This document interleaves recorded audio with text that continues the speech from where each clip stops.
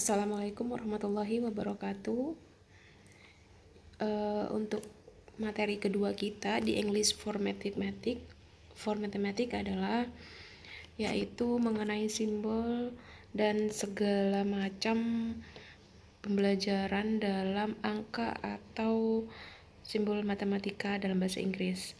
Nah, dalam tujuan pembelajarannya kali ini yaitu diharapkan setelah mempelajari materi pada bab 2 ini, jadi calon guru matematika dapat membaca dan memahami istilah-istilah serta simbol-simbol matematika atau yang kita sebut dengan mathematical symbols and terms dalam bahasa Inggris yang sering digunakan dalam pembelajaran matematika. Jadi di sini kita akan mempelajari matematika simbol dan teorema-teoremanya.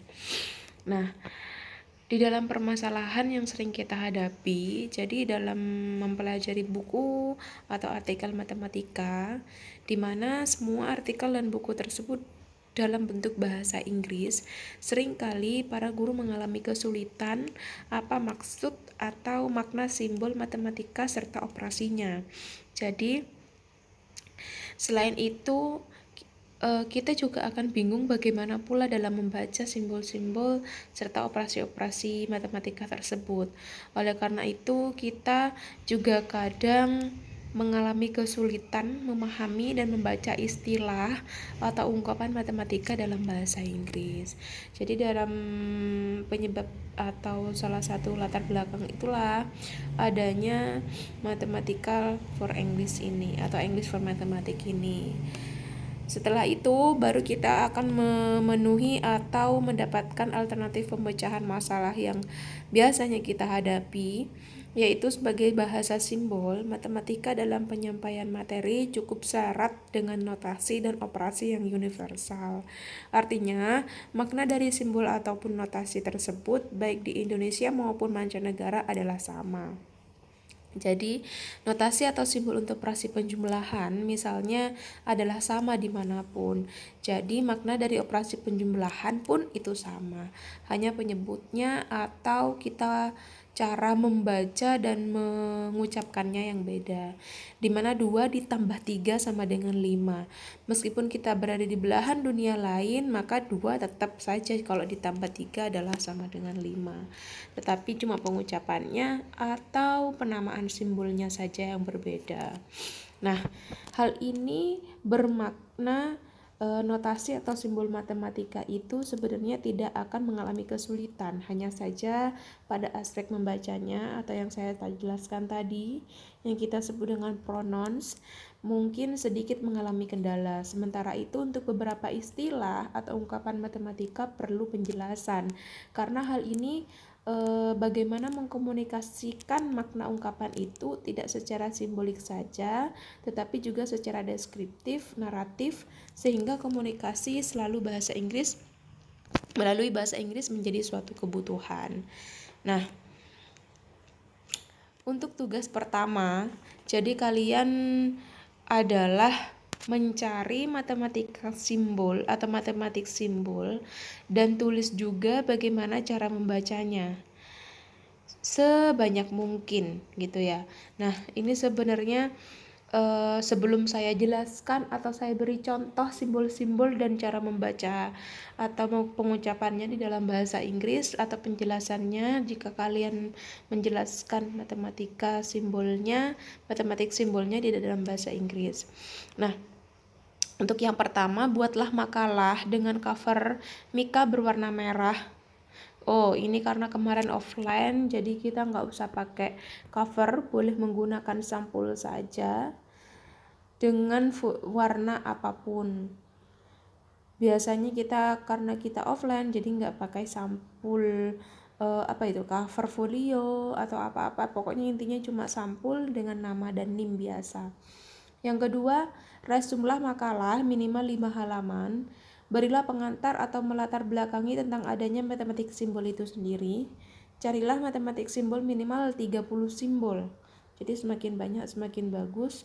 Terus font penulisan 12 Times New Roman dengan ukuran margin 4334 itu saja. Yang pertama adalah mencari sebanyak mungkin. Oke, untuk selanjutnya saya akan beri contoh macam-macam simbol matematik dalam bahasa Inggris.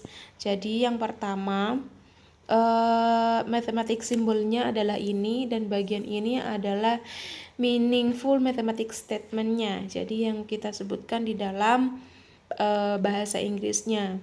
Kalau yang ini kita sebut dengan identically equal. Ini sama dengan ya, ini kelebihan satu garisnya. Jadi kita bisa sebut dengan equal atau identically equal. Kalau yang ini yang kita sebut di bahasa Indonesia yang sering kita temukan adalah kongruen.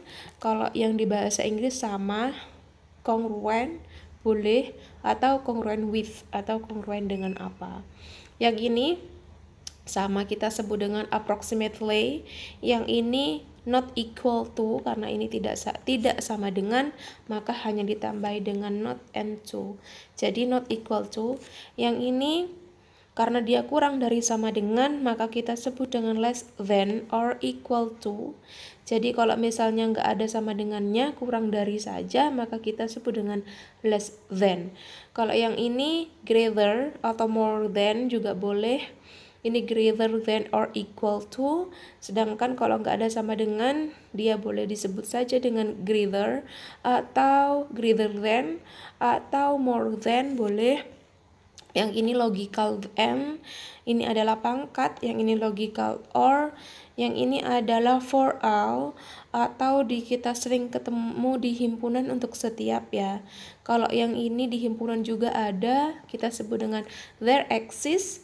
Yang ini summation apa? Penjumlahan, maka dari berapa ke berapa, yang kita sebut dengan an summation. Atau yang ini kita sebut dengan sudut di bahasa Indonesianya, yaitu angle. Yang ini dia adalah bilangan natural atau himpunan natural yang kita sebut dengan the set of natural numbers, di mana set sendiri adalah himpunan, natural numbers adalah bilangan asli. And then this is integer ya, integer, bilangan integer itu kita sebut dengan the set of whole numbers, yaitu integers. Yang ini the set of real numbers. Terus yang ini adalah karena dia himpunan kosong, kita sebut dengan an empty set, himpunan kosong. Yang ini karena dia apa sih bahasa Indonesianya, aku lupa. Infinity itu tak hingga, jadi an infinity sign. Yang ini kalau kita sebut dengan x elemen x besar, begitu ya. Jadi kita sebutnya dengan an element x belongs to a set x, atau boleh kita ganti, misalnya di sini y elemen y besar atau y elemen x, kita tinggal ganti variabelnya. Yang ini x tidak ada di elemen x besar, maka tinggal menambahkan doesn't. Jadi an element x doesn't belong to a set x. Yang ini dia karena subset, tinggal nambah x besar, subset dari y besar, berarti a set x is a subset of a set y. Jadi di sini adalah jangan lupa himpunannya kita sebut set adalah himpunan.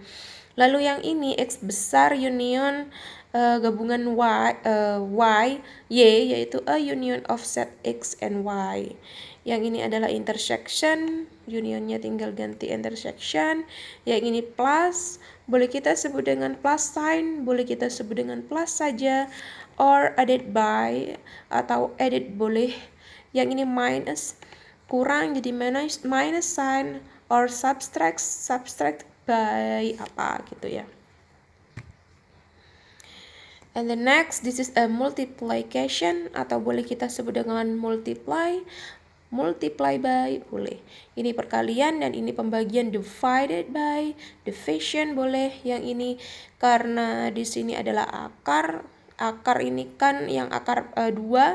Kalau misalnya di sini 3, di atasnya tinggal ganti nanti ya. Yang ini adalah square root atau radical sign.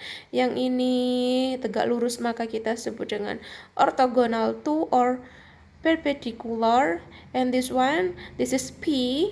We call same with Indonesia, we call P too.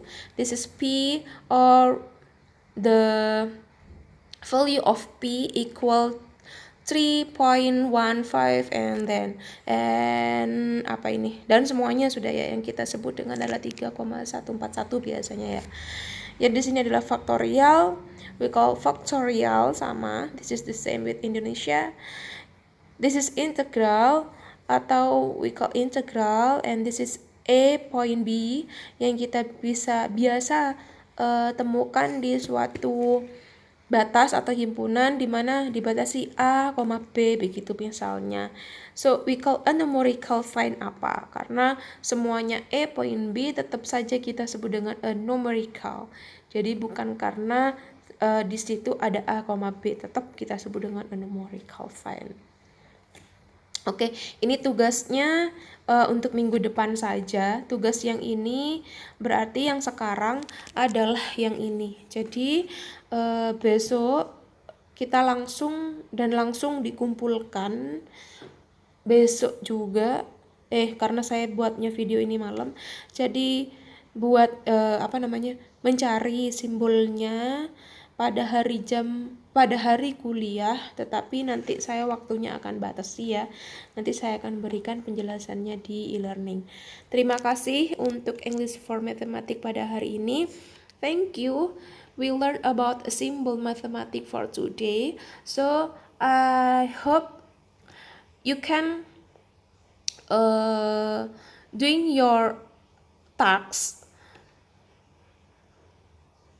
by yourself, not cheating, not copy, and pokoknya semuanya persyaratannya sesuai dengan yang ini, tetapi tidak menggunakan cover karena ini online. Jadi saya ulangi, karena di sini online, jadi tinggal sampul depannya dikasih nama, NIM, dan judul tugasnya saja. Untuk persyaratan selanjutnya, you can follow this rule, point B, C, until E ya. Jadi terima kasih and thank you for today. Assalamualaikum warahmatullahi wabarakatuh.